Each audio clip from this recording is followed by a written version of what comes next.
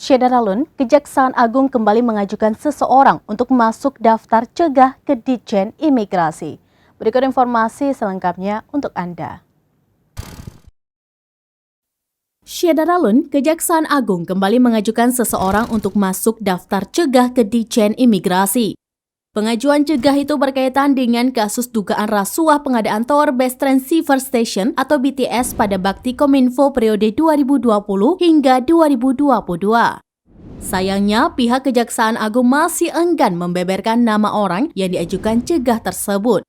Namun, bisa dipastikan nama tersebut bukanlah Gregorius Alex Plate, adik Menkominfo Johnny G. Plate yang berpergian ke luar negeri menggunakan fasilitas Bakti Kominfo.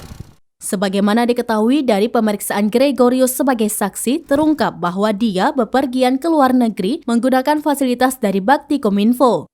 Sebelumnya, pencegahan telah dilakukan terhadap 7 pejabat Bakti Kominfo. Selain itu, Kejaksaan juga mencegah seorang pegawai Bakti Kominfo berinisial EH bepergian ke luar negeri. Tidak hanya dari Bakti Kominfo, Kejaksaan Agung juga telah mencegah 15 orang lainnya dari pihak korporasi terkait kasus ini.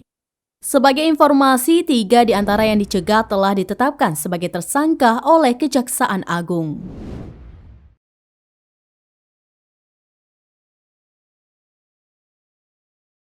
Demikian informasi terkini, Syederalun saksikan terus beragam informasi menarik lainnya di kanal YouTube dan juga Facebook seraminus.com.